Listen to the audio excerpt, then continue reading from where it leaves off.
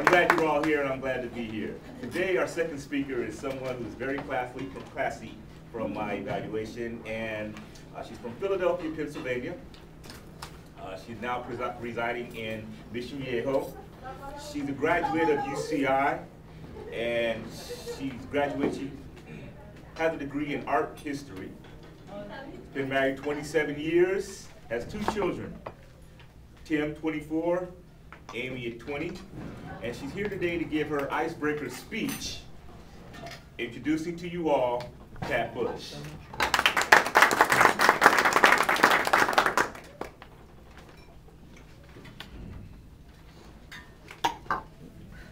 Good morning. Good morning. The icebreaker. When I heard the topic was about me, I thought, oh my God, what am I going to say? How am I going to structure this? And I pondered this question.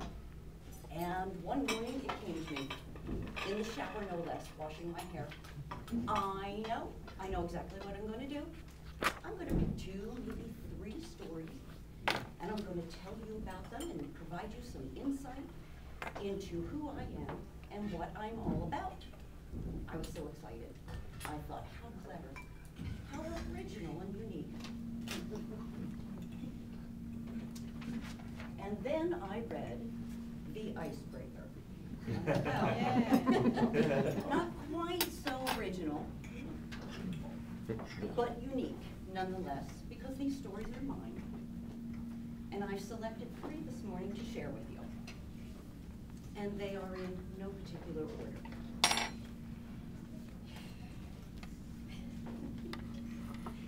Have any of you ever found that solutions come to you in the most unexpected ways?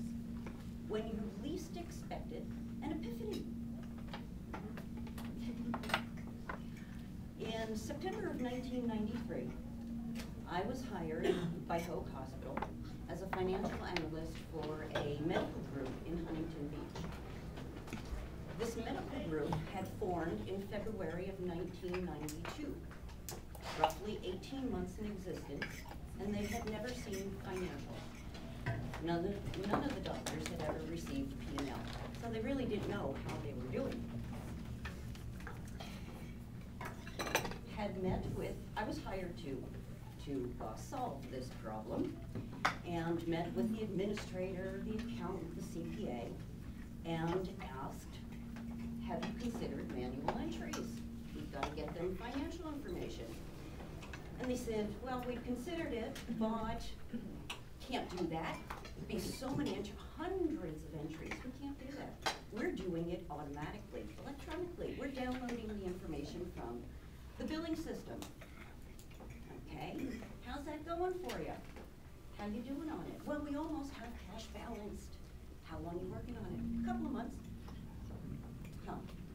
I don't know about any of you in this room, but at that rate, they were never going to see financials. Not long after that meeting, I woke up about 4 or 5 o'clock on a Saturday morning, and I had the answer. It just came to me. And so I got up, went up to the kitchen, sat with a piece of paper and penciled it all out. Took it in on Monday, presented it to the administrator, tweaked it with the accountant, and in less than 60 days, we had restated the prior year, brought the current year current, and the doctors had their financial information. And were there some nasty surprises? Yeah, 1 or 2, but that's a story for another day. I know you're going to find this hard to believe, but there was a time when the thought of speaking in front of a group larger than 2 would bring me to tears. And I would be one of those 2.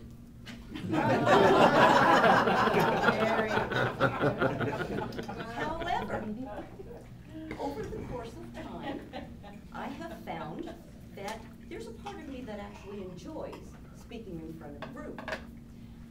I've had to speak with staff meetings.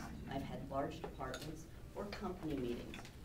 I've had to overcome technical difficulties, giving a meeting for Can you hear me now?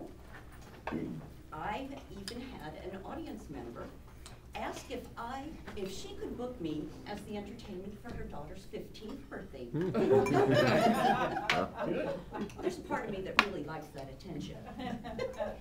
So you can imagine when I received an email from South Coast Repertory one day, and it talked about adult classes. And I looked at that schedule and I thought, oh, improv, wouldn't that be fun? So I signed up for an 8-week course.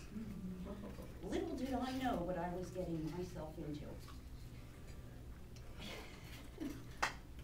The part of the classes you do games, and the instructor, ooh, I better hurry up. The instructor, you have to think really fast in improv, and you have to know a lot of trivia. And they would play games, and part of it would be 30 seconds. Name 6 movies that start with X. Go! And you're in the headlights. And there were many times I did not want to finish this class. It brought back such memories of 9th grade English. But I don't quit easily, and I did finish. And so that was quite an accomplishment for me.